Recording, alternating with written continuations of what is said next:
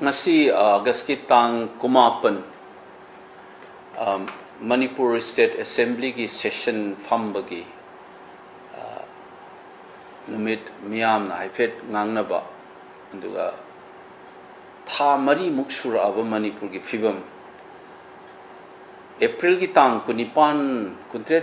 kumapan haitare adai dagi mai tha dana khotana Manipur Police Commando lokthokpa dagi horakibagi wari Madwai dagi horakpaduna tang megi tang ahum dagi thoglakhiba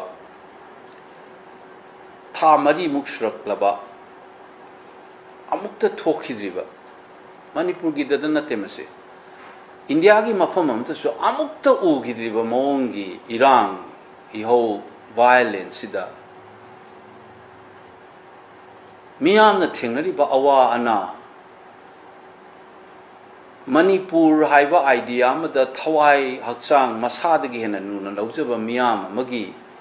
pukningda suiba ithel kappalawba masagi imung manungi mi sibada natana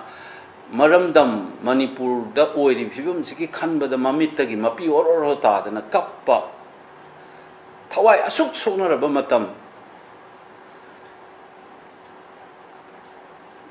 kari no tawriba phibam ase khangna dana chairaba machoi taraba leiraba sida miyamgi mihut sinnana will of the people haitareko tawduna leibiriba khoi honorable elected member mayamna punnana khana nainadana madugi khara taba phangadra haina khanba India gi saruk ama oina leiba Manipur do oiriba phibam masibu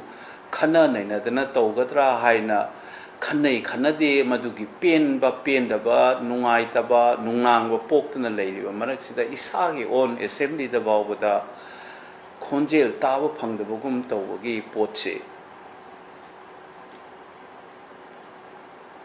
chamamna dana leiraba nungaitabdugi da amu hena kaino tawba pendaba ma poi haita ai sumaina ga Facebook daga talktana ngangbasi ngangningdabani ware tumina leibase khangusum waba henjalakadom tawre assembly na masi kitang di khana nai na biramba chanagada moi party politics mamba congress na adu hai BJP na adu hai du gi wang mala na tawgam thokpa pot karadi tawgadra miyam haibadumaga leiriba miyam gi muchiliba miyam khusamna dana tawrisibu karino tawdoisina karino tanadana tawgadabagi mong mandaba aduga Manipur thugaige haina honarakpa kangbudana moigi miyamgi mihut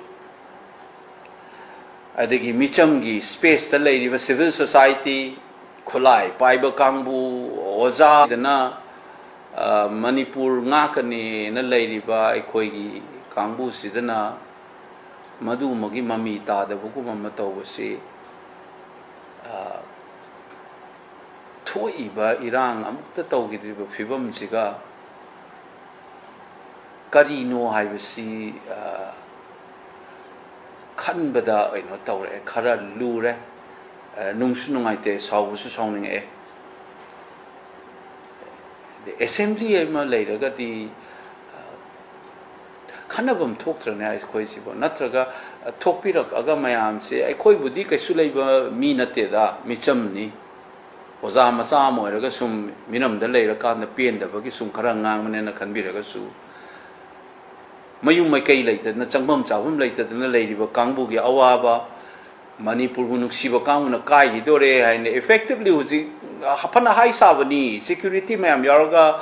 mapangan kanba angam mathau mayam na sifai nga iba mayam duna toroga kangpok pi phong dong dong chapi bangam gadra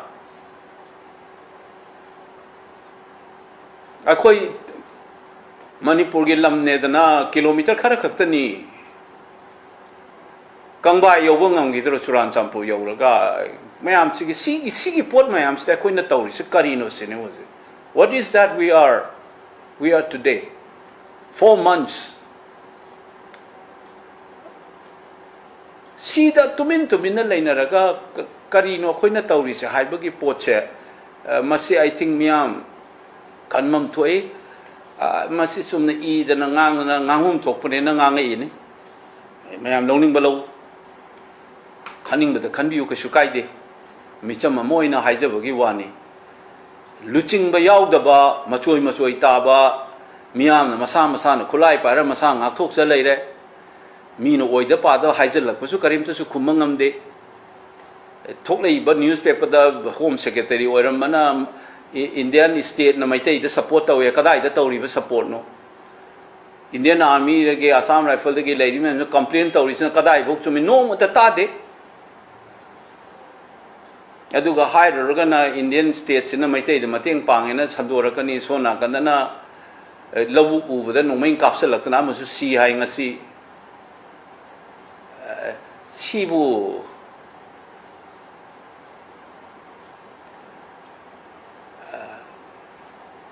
Kari haidong no isu khangak trasi ora de do I think our elected members it's high time it's my request inau su yaw ba yai yam su yaw ba yai khanabum de thoi wa su khara ngangbam thoi aduga leiri ba puna maksa mapan gi minu sitab ne aduga leiri ba myam si mayam nu shitabagi type to tauraga di khoi si nungai na rak to man de last na mi ga phuna badi la na khoi masen rak te heng na hing sar ka to ba man bagi pot na sum ur e mit sida khoi masen rak ta aduga madugi phibam do york ka kana na responsible o jono mi na kumai yeng ga lai dori bra haiba se I think asi mun na khan bi bam chungi thamari surani handak lai ba tang ma ahum sida kai ge kayu kai roi tu aduga akhoi masen marakta yamna nungai na roi do gi phibam lak bagi su madugi mami su ta bu ure mi atopagam no to Manipur thugai ge na trop tu na tabida akhoi masen marakta